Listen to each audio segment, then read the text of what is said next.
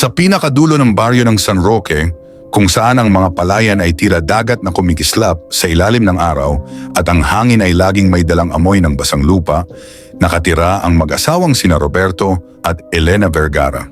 20 taon na silang nagsasama at sa loob ng mga panahong iyon ay naging tahimik at maayos ang kanilang buhay, subalit may isang bagay na hindi kailanman napunan, ang pagkakaroon ng anak. Si Roberto ay isang magsasaka na kilala sa baryo bilang masipag at mapagkakatiwalaan. Si Elena naman ay tahimik ngunit may likas na kabaitan na umaabot maging sa mga hindi niya kakilala. Ang kanilang bahay ay yari sa kahoy at pawid. Malinis at maaliwalas, ngunit kapansin-pansin ang isang silid sa gawing kanan na nananatiling walang laman. Matagal nang inihanda iyon ni Elena para sa batang matagal na nilang hinihintay. Ngunit nanatiling tahimik ang kwartong iyon, tila ba nakikiramay sa kanilang pananabik. Maraming gabi ang lumipas na si Elena ay nakaupo sa may bintana, nakatanaw sa madilim na bukirin, habang si Roberto ay tahimik na nagdarasal sa kanilang munting altar. Dumaan sila sa mga manggagamot, nag-alay sa pista ng patron, at naghintay sa awa ng panahon, ngunit walang batang dumating sa kanilang pintuan. Hanggang sa isang hapon ng tag-ulan, habang ang kalangitan ay nababalot ng makapal na ulap, may isang matandang babae ang dumating sa kanilang bakuran. Ang kanyang damit ay luma at ang kanyang mga mata ay tila may dalang malalim na kaalaman. Siya ay mula sa kabilang baryo ng Santa Pilar at dala niya ang balitang may isang batang iniwan sa gilid ng kapilya roon. Ayon sa matanda, ang bata ay natagpuan isang madaling araw, nakabalot sa kupas na kumot, walang pangalan at walang anumang palatandaan kung sino ang mga magulang. Ilang araw na raw iyong inaalagaan ng kapitana ng baryo, ngunit walang naglalakas loob na umampon. May mga bulong-bulungan na ang bata raw ay may kakaiba sa kanya. May ilan na nagsasabing masyadong malamig ang balat nito. May ilan ding nagsanabing ang kanyang mga mata ay tila hindi pangkaraniwan para sa isang sanggol. Ngunit para kay Elena, ang mga bulong-bulungan ay walang halaga. Ang tanging narinig niya ay ang salitang bata. At sa gabing iyon, matapos ang mahabang pag-uusap, nagpasya silang mag-asawa na puntahan ang Santa Pilar kinabukasan. Maagang umalis sina Roberto at Elena kinabukasan. Ang daan patungong Santa Pilar ay maputik at napapaligiran ng mga punong balete at akasya. Habang sila'y naglalakad, tila may kakaibang katahimikan ang paligid. Walang huni ng ibon at maging ang hangin ay tila nagmamasid lamang. Pagdating nila sa kapilya ng Santa Pilar, sinalubong sila ng kapitana. Isang payat na babae na may bakas ng pag-aalala sa mukha. Hindi na nag-aksaya ng salita si Elena at agad na nakiusap na makita ang bata. Dinala sila sa isang maliit na silid sa likod ng kapilya. Doon, sa isang lumang duyan, nakahiga ang sanggol. Tahimik itong nakatitig sa kisame at nang lumapit si Elena, unti-unti nitong ibinaling ang mga mata sa kanya. Napahinto si Elena. Ang mga mata ng bata ay maitim, mas maitim kaysa karaniwan, at tila may lalim na hindi maipaliwanag. Hindi ito umiyak, hindi rin ito ngumiti. Basta lamang itong nakatingin na para bang may iniintinding higit sa kanyang edad. Marahang inabot ni Elena ang bata. Sa kanyang paghawak, napansin niyang malamig ang balat nito, tila ba hindi pa nasisikatan ng araw. Ngunit imbes na umatras, mas lalo niya itong niyakap. Sa unang pagkakataon sa loob ng maraming taon, naramdaman niya ang bigat at init ng isang batang nasa kanyang mga bisig, kahit pa ang init na iyon ay tila kulang. Si Roberto ay nakamasid lamang, may bahagyang alinlangan sa kanyang mga mata. Ngunit nang makita niya ang mga luhang bumalong sa pisngi ng kanyang asawa, alam niyang wala na siyang maitutol. Pinangalanan nila ang bata na Samuel. Sa pag-uwi nila sa San Roque, maraming mata ang sumubaybay sa kanila. Ang balita ay mabilis kumalat. Hindi nagtagal ay may mga nagtanong kung bakit sa Santa Pilar pa sila kumuha ng bata. May ilang nagpaalala na ang baryong iyon ay kilala sa mga kwento ng mga nilalang na hindi nakikita sa liwanag ng araw. Ngunit hindi nakinig ang mag-asawa. Para sa kanila, si Samuel ay isang biyaya. Sa mga unang linggo, naging tahimik ang bata. Hindi ito madalas umiyak. At bihira ring gumalaw. Kadalasan ay nakatitig lamang ito sa malayo, tila ba may sinusundan ang kanyang paningin na hindi nakikita ng iba. Isang gabi, habang si Elena ay nagpapahinga at si Roberto ay nasa labas upang silipin ang kanilang mga alagang manok. May narinig siyang kakaibang tunog mula sa loob ng bahay. Hindi ito iyak, hindi rin ito ungol. Isa itong mahinang pagaspas na parang pakpak na dumadampi sa hangin. Agad siyang pumasok. Pagbukas niya ng pinto ng silid, nakita niya si Samuel na nakaupo sa duyan, gising at nakatingin sa kanya. Sa kanyang murang edad, hindi pa dapat ito nakakaupo ng mag-isa. Ngunit naroon ito, tuwid ang likod at tahimik. Unti-unting lumapit si Roberto. Sa sahig, sa ilalim ng duyan, may bakas ng kakaibang anino. Isang aninong tila mas malaki kaysa sa katawan ng bata. Napakurap siya at sa muling pagtingin ay wala na ang anino. Tinawag niya si Elena at sinabi ang kanyang nakita. Ngunit tinawanan lamang siya ng asawa, iniisip na dala iyon ng pagod at ang mga kwento ng baryo.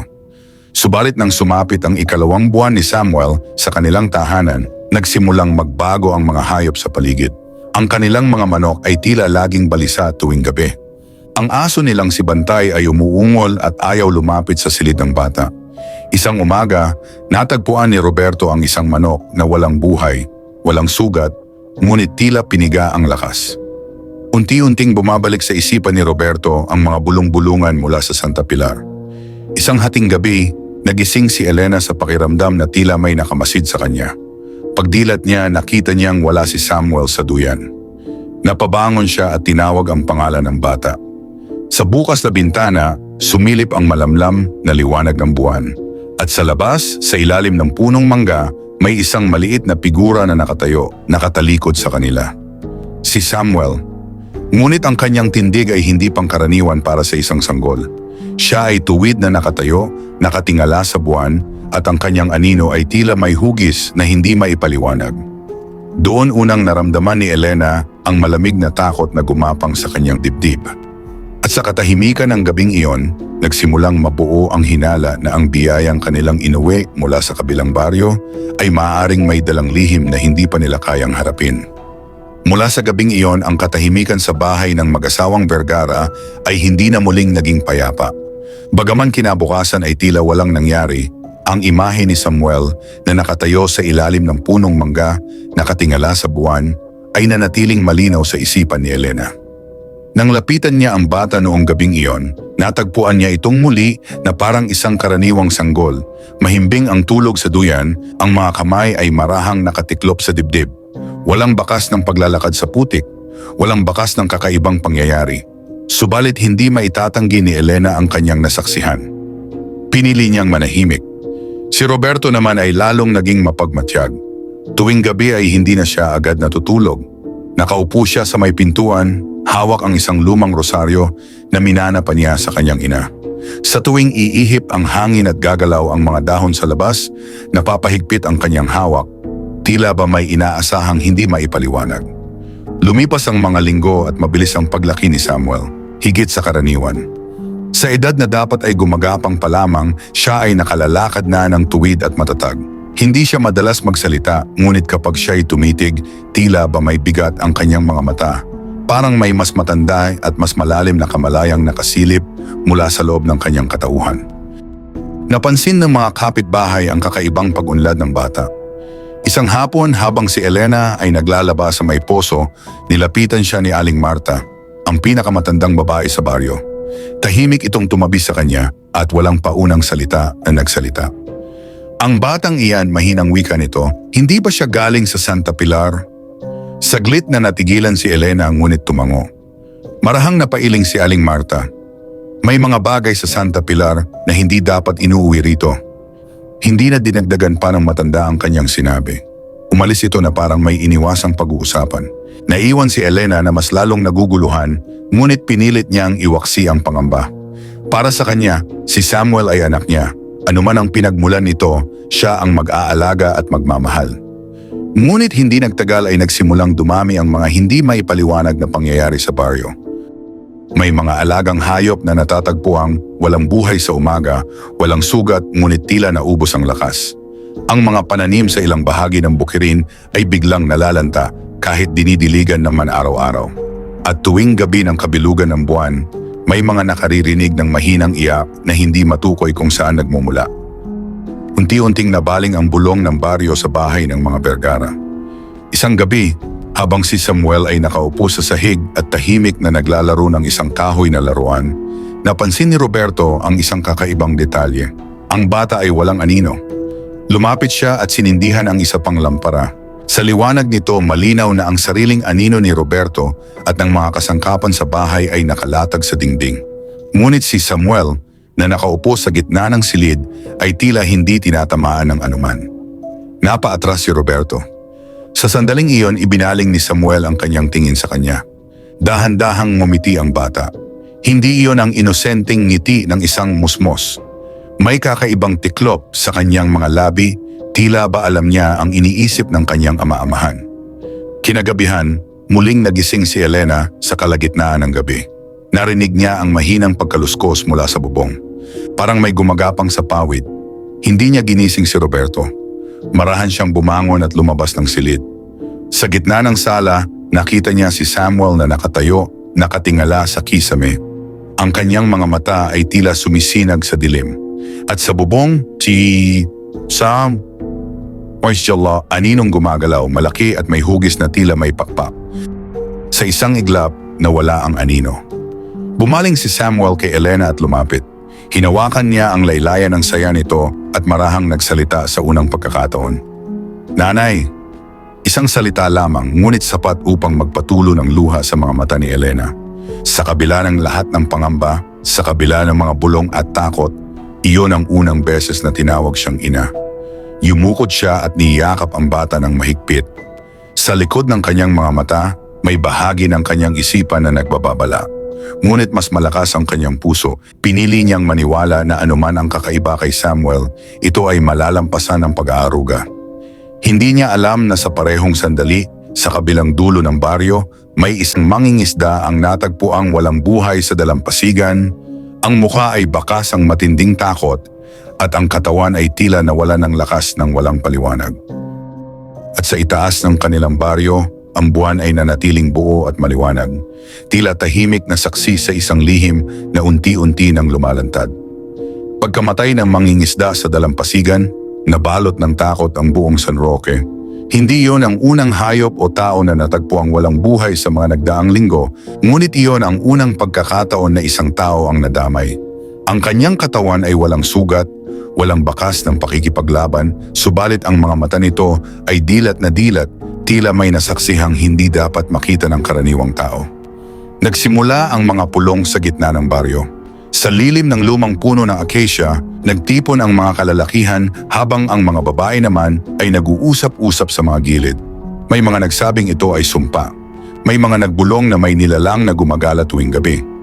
Hindi man tahasang banggitin, unti-unting nabaling ang tingin ng ilan sa bahay ng mga Vergara. Si Roberto ay nakaupo lamang sa isang sulok ng pulong, tahimik at nakamasid. Ramdam niya ang mga matang palihim na sumusulyap sa kanya. May ilan na lumalapit upang magtanong kung maayos ba ang kanyang anak.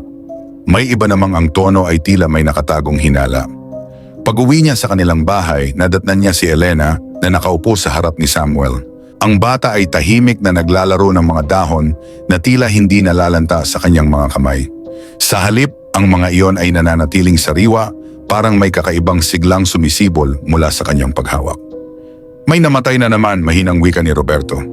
Saglit na tumigil si Elena, ngunit hindi nagsalita. Tumingin siya kay Samuel na noon ay nakatitig sa kanya, tila ba nauunawaan ang usapan ng matatanda. Sa mga sumunod na araw, lalong naging kapansin-pansin ang pagbabago kay Samuel. Hindi na siya tulad ng ibang bata sa baryo. Hindi siya nakikisalamuha. Hindi siya natatakot sa dilim. Sa halip, tila ba mas nagiging payapa siya tuwing sumasapit ang gabi. Isang dapit hapon, habang si Elena ay nagluluto sa kusina, narinig niya ang mahinang usapan mula sa labas ng bahay. Lumabas siya at nakita si Samuel na nakatayo sa harap ni Aling Marta. Ang matanda ay may hawak na maliit na krus at tila may binubulong. Nang mapansin ni Aling Marta si Elena, agad itong lumayo, ngunit hindi bago niya mabitawan ang ilang salita. Hindi lahat ng ina ay tao. Nanginginig ang mga kamay ni Elena habang inakay si Samuel pabalik sa loob. Hindi niya alam kung galit o takot ang nangingibabaw sa kanyang dibdib. Ngunit nang tingnan niya ang mukha ng bata, wala siyang nakita kundi katahimikan. Kinagabihan, dumating ang isang estranghero sa baryo. Isang lalaking nakaitim, may dalang maliit na bag at tila galing sa malayong lugar. Ipinakilala siya ng kapitan bilang isang albularyo na kilala sa karatig bayan. Tinawag siya upang siyasatin ang mga sunod-sunod na pagkamatay. Habang umiikot ang albularyo sa baryo, tila may hinahanap siya. Nang makarating siya sa harap ng bahay ng mga Vergara, bigla siyang napahinto. Tumingala siya sa bubong at pumikit sandali, parang nakikinig sa isang tinig na hindi marinig ng iba. Lumabas si Roberto upang salubungin siya. May kakaiba rito, tahimik na sabi ng albularyo. May presensyang hindi pangkaraniwan. Tumayo sa likuran ni Roberto si Samuel, tahimik, walang imik. Ngunit ang kanyang mga mata ay nakatutok sa estranghero. Saglit na nagtagpo ang kanilang mga tingin. Sa sandaling iyon, naramdaman ng albularyo ang isang malamig na hangin na tila dumaan sa kanyang katawan. Ang mga dahon sa paligid ay bahagyang kumaluskos kahit walang ihip ng hangin. At sa likod ng bata, saglit niyang nasilayan ang aninong hindi kaayo ng liwanag ng dapit hapon. Hindi siya nagsalita agad. Sa halip, yumuko siya at nagpaalam na babalik kinabukasan upang magsagawa ng dasal at paglilinis. Ngunit bago siya tuluyang makalayo sa bakuran, narinig niya ang mahinang tinig ng bata. Hindi mo kami mapapaalis. Huminto ang albularyo ngunit hindi na lumingon. Sa loob ng bahay, nagtanong si Elena kung ano ang ibig sabihin ng mga nangyayari. Ngunit wala nang malinaw na sagot si Roberto. Ang tanging alam niya ay unti-unting humihigpit ang paligid sa kanila. Pagsapit ng gabi, mas mabigat ang katahimikan. Ang mga aso sa baryo ay sabay-sabay na umalulong. Ang buwan ay muling bilog at maliwanag, at ang mga anino ng mga puno ay tila mas mahahaba kaysa dati. Sa kanilang silid, si Samuel ay nakahiga, nakadilat ang mga mata at nakatingin sa kisame. And sa ibabaw ng bubong may marahang pagaspas na muling narinig, mas malinaw, mas mabigat at tila papalapit ng papalapit. Kinabukasan bago patuluyang sumikat ang araw, bumalik ang albularyo sa baryo ng San Roque. Ang kanyang mukha ay mas seryoso kaysa noong nakaraang araw at ang kanyang mga hakbang ay mabagal ngunit tiyak. Bitbit niya ang isang maliit na kahon na yari sa kahoy. May nakaukit na mga simbolong hindi pamilyar sa karamihan. Nagtipon muli ang mga tao sa harap ng bahay ng mga Vergara. Walang nagsasalita ng malakas, ngunit ang tensyon ay malinaw sa kanilang mga mata. Si Roberto ay nakatayo sa pintuan, tangan ang rosaryo. Si Elena naman ay nasa likuran niya, hawak ang balikat ni Samuel na tahimik lamang na nakamasid. Lumapit ang albularyo at huminto ilang hakbang mula sa kanila. Hindi ako narito upang manakit, mahinahon niyang wika. Narito ako upang alamin ang katotohanan. Walang tumutol. Pumasok siya sa bahay at inilatag ang mga laman ng kahon sa ibabaw ng mesa. Mga dahon ng sambong, asin, maliit na krus, at isang bote ng malinaw na likido. Ang hangin sa loob ng bahay ay tila biglang bumigat, na para bang may hindi nakikitang presensya ang nagmamasid sa bawat galaw. Lumapit ang albularyo kay Samuel. Anak, marahan niyang sabi, maaari ba kitang hawakan? Hindi sumagot ang bata.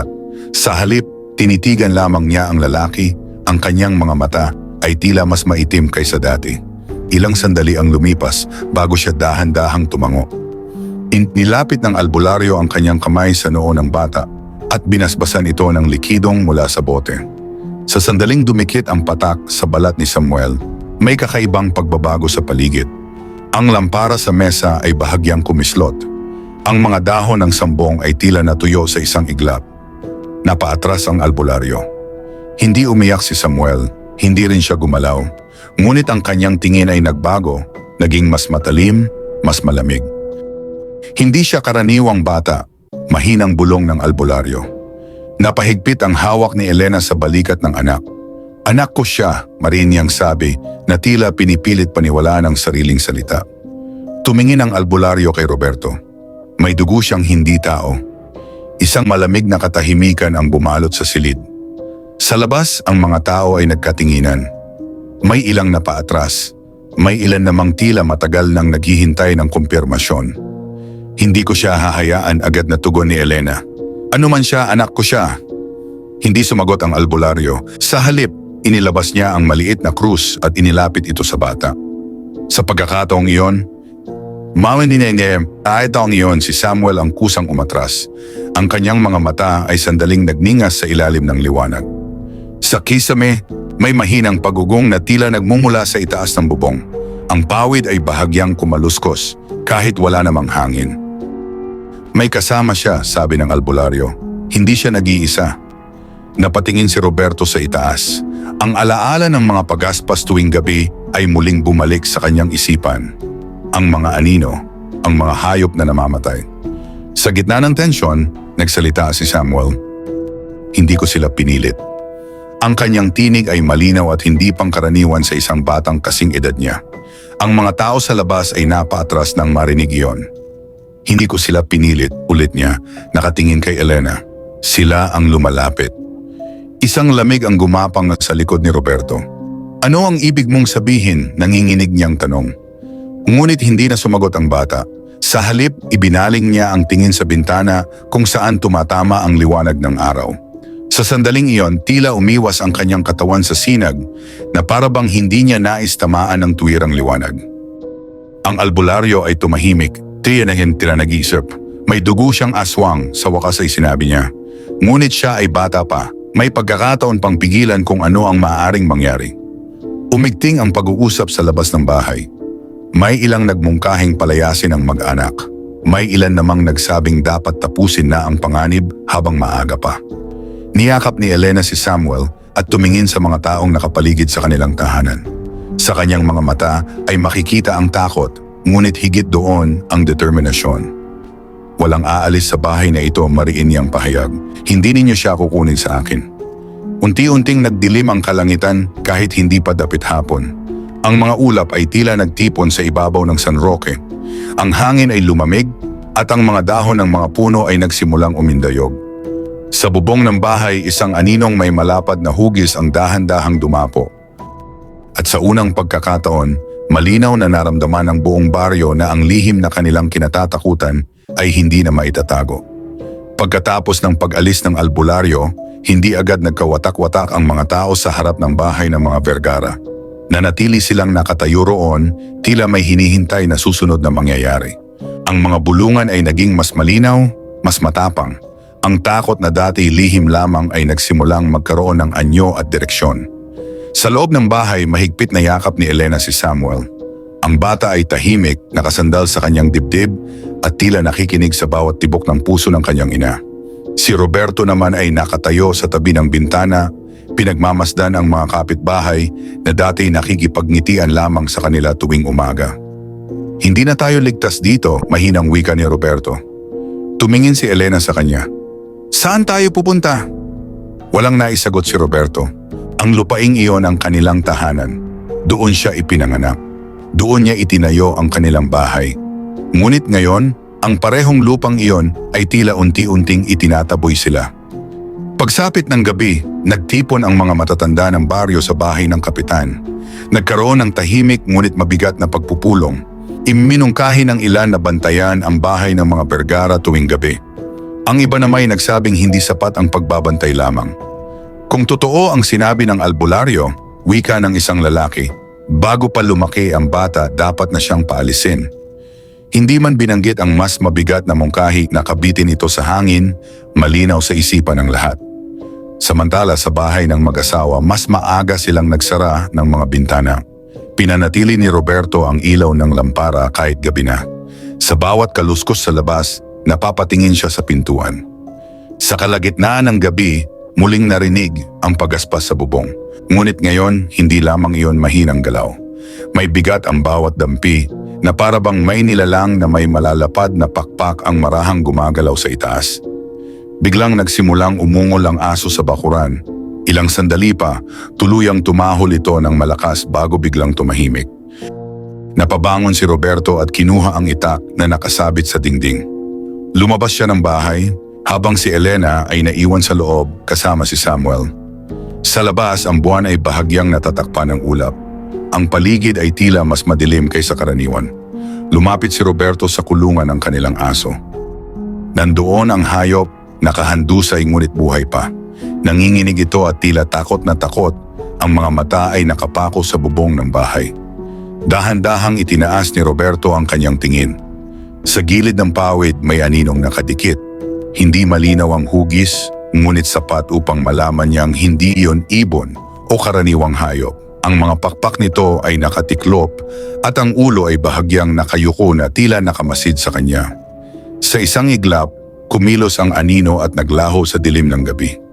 Nanginginig na bumalik si Roberto sa loob. Hindi niya sinabi kay Elena ang kanyang nakita. Ngunit sa kanyang mga mata, mababasa ang kumpirmasyon ng kinatatakutan nilang dalawa.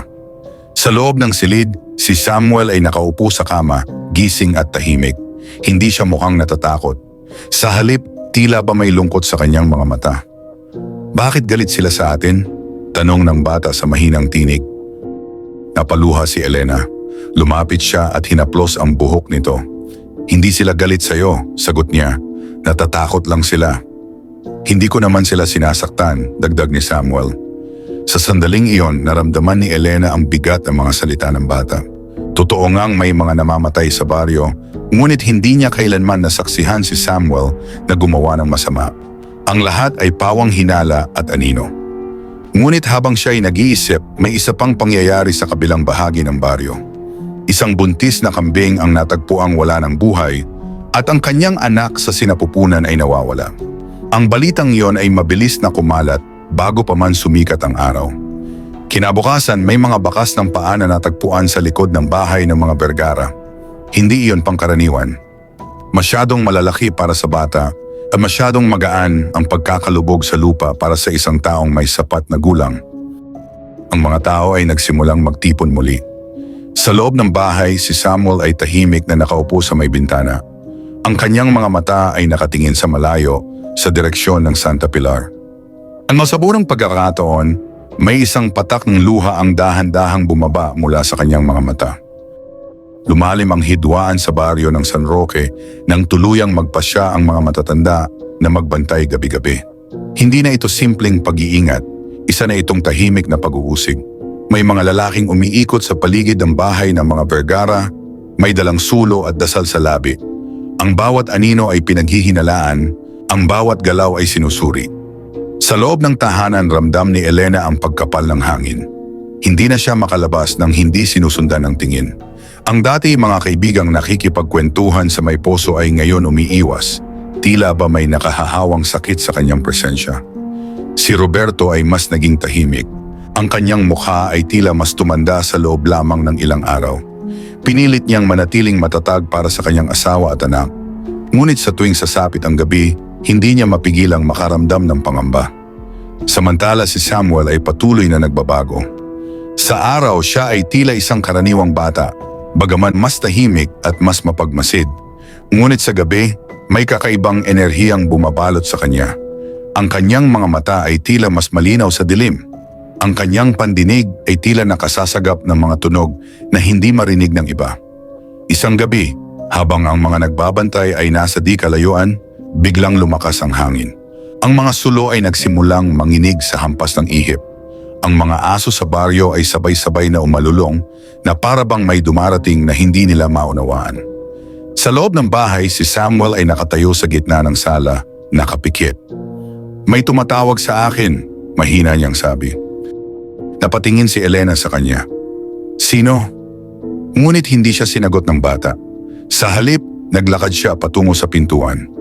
Bago pa man siya makalabas, hinawakan siya ni Roberto sa balikat. "Hindi ka lalabas," mariin nitong sabi. Sa sandaling iyon, nagdilim ang paligid. Ang lampara ay biglang namatay at ang bahay ay nalubog sa ganap na kadiliman. Sa labas, narinig ang sigawan ng mga nagbabantay. May isa sa kanila ang tila natumba. May isa namang nagsabing may dumaan sa itaas nila, mabilis at tahimik. Sa dilim, ang mga mata lamang ni Samuel ang tila may liwanag. Unti-unting bumukas ang pintuan nang hindi ito hinahawakan ng sinuman. Pumasok ang malamig na hangin at kasabay nito ay ang isang presensyang mabigat at matagal nang nagmamasid. Sa may pintuan, may isang figurang unti-unting luminaw sa anino. Isang babaeng matangkad, payat at maputla. Ang kanyang buhok ay mahaba at ang mga mata ay kapareho ng kay Samuel. Maitim at may lalim na tila walang hanggan. Panahon na, mahinang wika ng babae. Napaurong si Elena, ngunit hindi niya binitawan ang anak. Hindi mo siya kukunin, nanginginig niyang sabi. Ang babae ay hindi ngumiti, hindi siya sa inyo. Isang malakas na ihip ng hangin ang dumaan sa loob ng bahay.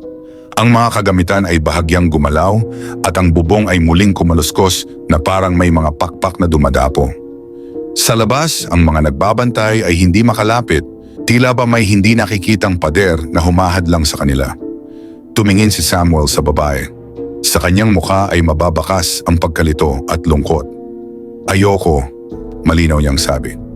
Nagbago ang ekspresyon ng babae. Ang dugo mo ay hindi sa tao, tugon niya. Hindi mo matatakasan ang likas sa iyo. Ngunit nanatiling nakatayo si Samuel sa tabi ni Elena. Sa unang pagkakataon, tila may paghahati sa pagitan ng dalawang mundo, ang mundong kinagisnan ng bata at ang mundong nais siyang angkinin. Ang hangin ay patuloy na umiikot sa loob ng bahay. Ang mga anino ay tila humahaba at nagiging mas malinaw. At sa gitna ng kaguluhan, naramdaman ni Roberto na ang desisyong kanilang haharapin ay hindi lamang para sa kanilang pamilya, kundi para sa buong baryo. Sa katahimikan na sumunod, ang babae sa pintuan ay dahan-dahang umatras. Ang kanyang anyo ay unti-unting natunaw sa dilim. Ngunit bago siya tuluyang maglaho, iniwan niya asayan ang isang huling babala. Hindi ninyo mapipigil ang gabi. Pagkawala ng babaeng anyo sa pintuan, tila bumagsak ang bigat ng hangin sa loob ng bahay. Unti-unting bumalik ang liwanag ng lampara at ang malakas na ihip ng hangin ay napalitan ng nakabibinging katahimikan. Sa labas, nagkakagulo ang mga nagbabantay. May ilan na nagsabing may nakita silang aninong lumipad patungong kakahuyan. May iba namang nanindigang wala silang nakita, ngunit malinaw nilang naramdaman ang lamig na dumaan sa kanilang mga katawan. Sa loob, si Samuel ay nakaupo sa sahig, tila ng hina. Ang kanyang mga mata ay hindi na nagliliwanag. Siya ay mukhang isang batang pagod na pagod. Lumuhod si Elena sa kanyang harapan at niyakap siya. Hindi kita ibibigay, bulong niya paulit-ulit na tila isang panalangin. Si Roberto ay tahimik na nakatayo, pinipigilan ang sariling takot. Ang babala ng babae ay malinaw sa kanyang isipan. Kung totoo ang sinabi nito, hindi lamang ang kanilang anak ang nasa panganib, pati ang baryo. Kinabukasan, mas maaga pang nagtipon ang mga tao sa harap ng kanilang bahay. Hindi na ito usapan lamang. May dalang mga sulo, may hawak na mga krus, at may determination sa kanilang mga mukha. Lumabas si Roberto upang harapin sila. Hindi kami aalis, mariin niyang sabi bago pa man may magsalita. Sumagot ang kapitan ng baryo, ang kanyang tinig ay mabigat. Hindi namin nais manakit, ngunit kung may panganib sa San Roque, kailangan namin itong harapin. Sa likuran ng bintana, nakatanaw si Samuel. Hindi siya umiiyak, hindi rin siya nagsasalita. Ngunit ang kanyang presensya ay tila may dalang hindi maipaliwanag na lungkot. Sa gitna ng pagtatalo, biglang dumating si Aling Marta. Ang matanda ay tila mas payat at mas maputla kaysa dati. Hindi ang bata ang dapat katakutan, malakas niyang wika. Napatingin ang lahat sa kanya. May mas matanda at mas makapangyarihan na nagbabantay sa kanya. Kung siya ay itataboy ninyo, mas lalo lamang lalapit ang tunay na panganib. Nagkaroon ng katahimikan. Sa parehong sandali sa may kakahuyan sa likod ng baryo, may mga ibong sabay-sabay na lumipad, tila may gumambala sa kanilang pahingahan. Ang mga dahon ay kumaluskos kahit walang hangin. Sa loob ng bahay, biglang napaangat ang ulo ni Samuel. Malapit na siya, mahina niyang sabi. Hindi malinaw kung kanino niya iyon sinabi. Pagsapit ng dapit hapon, may natagpo ang isa pang bangkay sa gilid ng ilog. Isang binatang nagbabantay noong nakaraang gabi. Wala ring sugat. Ang mukha ay bakas ang takot. Ang balitang iyon ang tuluyang nagpaigting sa desisyon ng baryo. Kinagabihan, habang ang buwan ay bahagyang natatakpan ng ulap, nagsimulang magtipon ang mga tao dala ang apoy at dasal. Layunin nilang paalisin ang mag-anak kung kinakailangan ay sa puwersa. Sa loob ng bahay, naririnig ni Elena ang papalapit na hiyabag at ang sabay-sabay na pag-awit ng panalangin. Nanginginig ang kanyang mga kamay, ngunit hindi niya binitawan si Samuel. Si Roberto ay tumayo sa pintuan, handang harapin ang sino mang magtangkang pumasok. Ngunit bago pa man makarating ang mga tao sa bakuran, isang malakas na hangin ang bumalot sa buong San Roque. Ang mga sulo ay isa-isang namatay. Ang mga dahon ay umikot sa hangin na tila may sariling isip. Sa gitna ng dilim, may isang malakas na pagaspas ang umaling-aungaw mula sa itaas. Hindi ito ang unang pagkakataon na narinig nila yon. Ngunit ngayon, malinaw at mabigat ang tunog at tila hindi na ito nagmumula sa bubong ng kanilang bahay lamang kundi sa buong kalangitan ng baryo. Ang malakas na pagaspas sa kalangitan ay tila umaling-aungaw sa buong San Roque. Ang mga taong nagtipon dala ang sulo at panalangin ay napayuko, ang ilan ay napaluhod. Ang dilim ay naging mas makapal. Na parabang ang gabi ay biglang bumigat at lumapit sa lupa. Sa loob ng bahay, naramdaman ni Roberto ang panginginig ng sahig. Ang mga dingding ay bahagyang umuugong at ang pawid sa bubong ay tila hinihila ng isang puwersang hindi nakikita. Si Samuel ay tumayo mula sa pagkakaupo. Hindi na siya mukhang nanghihina. Ang kanyang mukha ay payapa, ngunit sa kanyang mga mata ay may malinaw na desisyon. Hindi na siya magtatago, sabi ng bata. Napatingin si Elena sa kanya. Sino? Ngunit bago pa siya masagot, bumukas ang pinto ng kusa. Ang malamig na hangin ay pumasok na parang alon at kasabay nito ay ang paglitaw ng babaeng nakita nila noong nakaraang gabi. Ngayon ay mas malinaw ang kanyang anyo. Ang kanyang balat ay maputla, halos kulay abo sa ilalim ng liwanag ng buwan. Ang kanyang mga mata ay kapareho ng kay Samuel, malalim at tila walang hanggan. Sa likuran niya, sa itaas ng bubong at sa mga punong nakapaligid sa bahay, may mga aninong gumagalaw. Hindi sila ganap na nakikita, ngunit sapat upang maramdaman ang kanilang presensya.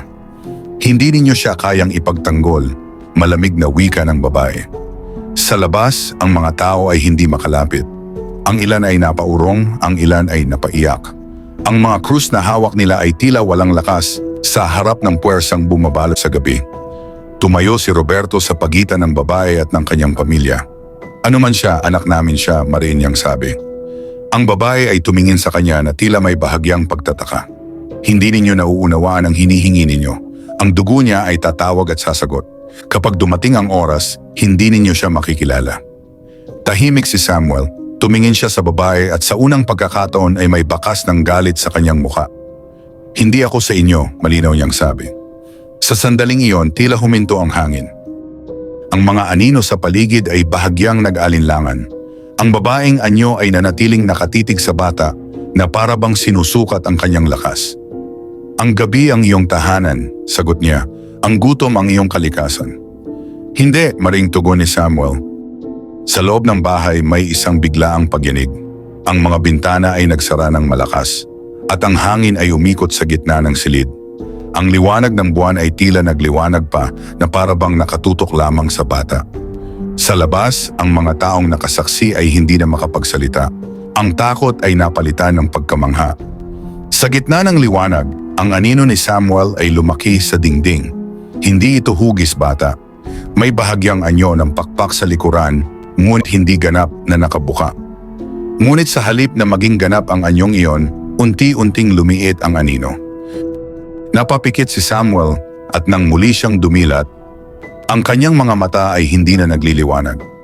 Hindi ko kayo sasaktan, mahina niyang sabi, nakatingin sa kanyang mga magulang. Ang babaeng anyo ay napaurong ng isang hakbang. Sa kanyang mukha ay may bahid ng pagkadismaya, ngunit may kasamang pag-aalinlangan. Pinipili mo ang kahinaan, sabi niya. Pinipili ko sila, sagot ni Samuel. Sa sandaling iyon, ang malakas na hangin ay unti-unting humina. Ang mga anino sa bubong at sa mga puno ay nagsimulang maglaho, isa-isa na parang usok na tinatangay ng umaga. Ang babae ay nanatiling nakatayo sa pintuan. Ilang sandali siyang nakatingin sa bata bago tuluyang umatras sa dilim. Ang gabi ay babalik, ang huli niyang salita bago siya naglaho. Unti-unting bumalik ang katahimikan sa San Roque. Ang mga tao sa labas ay nagkatinginan, hindi tiyak kung ano ang kanilang nasaksihan. Sa loob ng bahay, si Samuel ay bumagsak sa mga bisig ni Elena, tila isang karaniwang bata na pagod sa mahabang laban. Ngunit sa malayo sa direksyon ng Santa Pilar, may isang mahinang pagaspas na muling umalingaw-ngaw sa hangin. Matapos ang gabing iyon, tila nagbago ang ihip ng hangin sa San Roque. Hindi na ganoon kabigat ang dilim tuwing sumasapit ang gabi at ang mga aso ay hindi na sabay-sabay na umuungol. Ilang araw na ring walang natatagpo ang hayop o taong walang buhay. Ang mga tao sa baryo ay hindi pa rin ganap na panatag, ngunit ang matinding takot ay napalitan ng maingat na pananahimik. Ang mag-asawang Vergara ay nanatiling nasa kanilang bahay. Hindi na sila tahasang pinapaalis, ngunit hindi rin sila muling tinanggap ng buong buo. May distansya sa pagitan nila at ng iba, isang puwang na likha ng mga pangyayaring hindi madaling maunawaan. Si Samuel ay naging mas tahimik kaysa dati. Sa araw siya ay madalas nakaupo sa ilalim ng punong mangga kung saan siya unang nakita ni Elena noong gabing iyon. Pinagmamasdan niya ang langit, ang mga ulap at ang paglipad ng mga ibon. May mga sandaling tila may malalim siyang iniisip na para bang may naririnig siyang tinig na hindi marinig ng iba.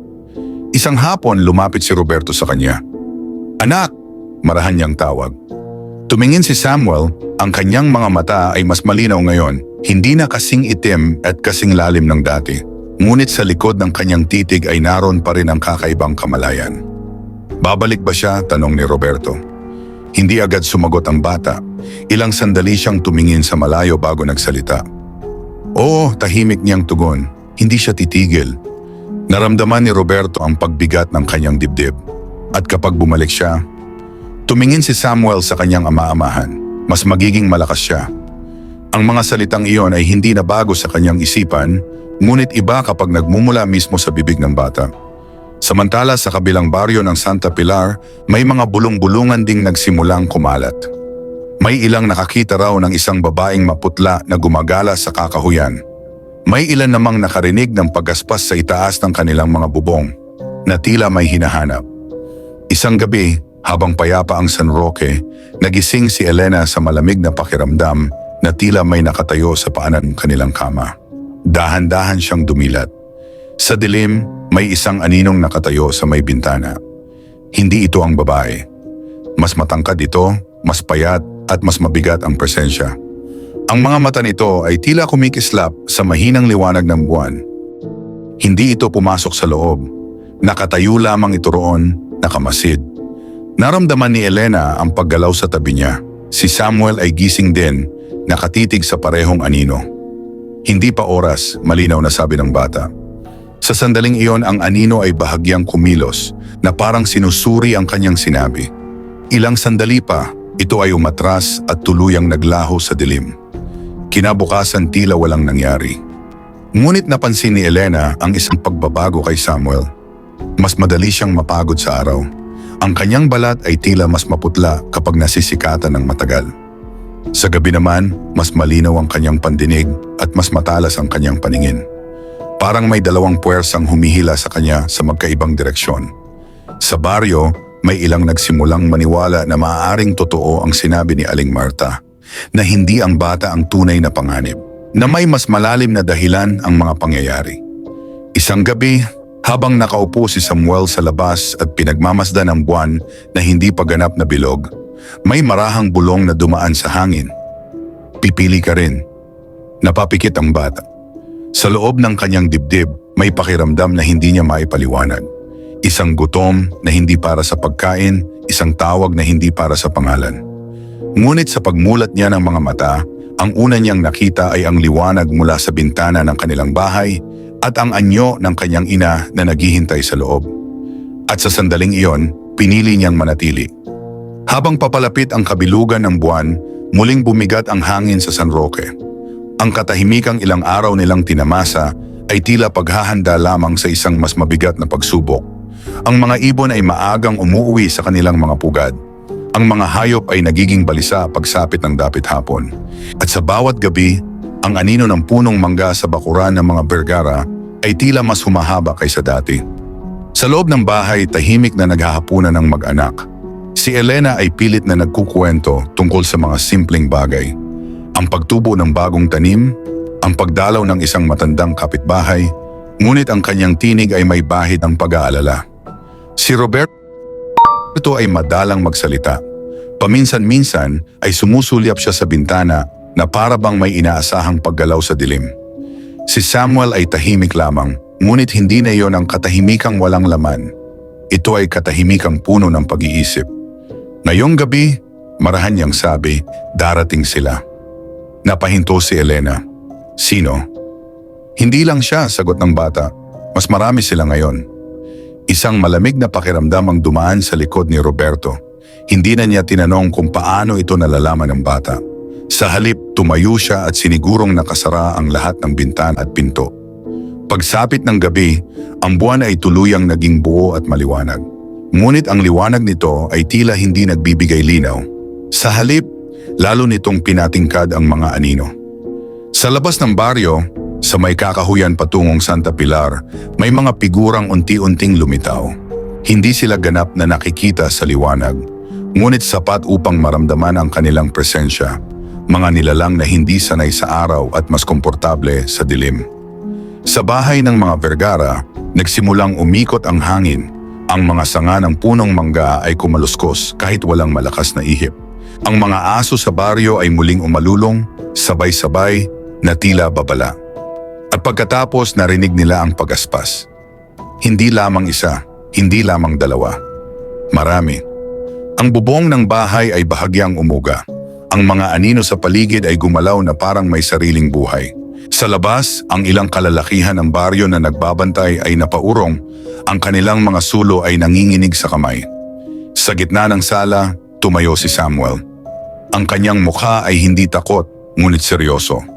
Ang kanyang mga mata ay muling nagningning sa ilalim ng liwanag ng buwan na sumisilip sa pagitan ng mga siwang ng dingding. Hindi ninyo siya kukunin. Mariing sabi ni Elena na nakatayo sa likuran niya.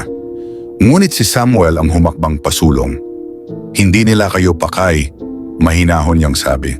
Ako. Sa sandaling iyon bumukas ang pinto ng may malakas na hangin.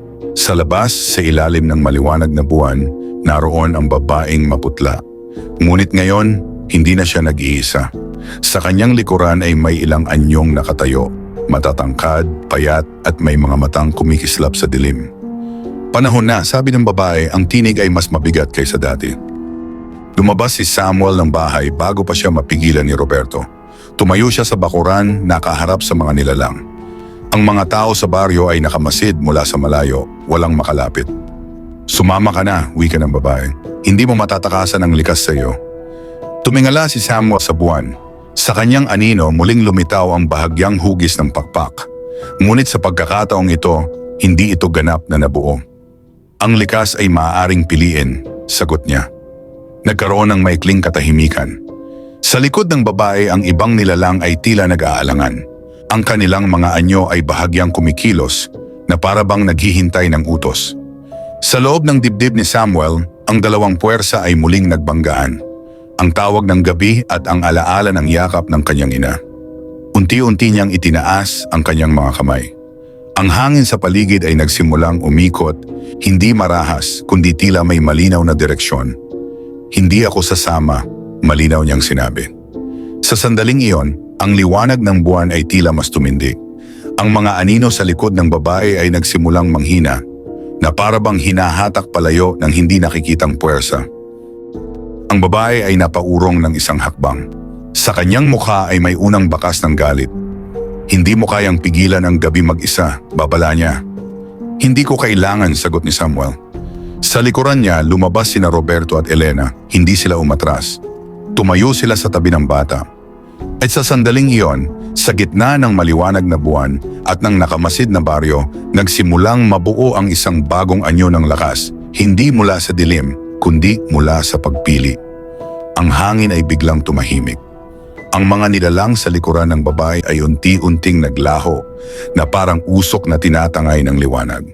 Ang babae ay nanatiling nakatayo sandali. Ang kanyang mga mata ay nakapako kay Samuel. Hindi pa ito tapos, huli niyang wika bago siya tuluyang naglaho sa dilim. Muling bumalik ang katahimikan sa San Roque. Ang buwan ay nanatiling buo sa kalangitan, ngunit ang bigat ng gabi ay tila nabawasan. Sa bakuran, si Samuel ay nakatayo sa pagitan ng kanyang mga magulang, hindi ganap na tao, hindi ganap na aswang, ngunit isang batang piniling maging anak bago maging anuman paman.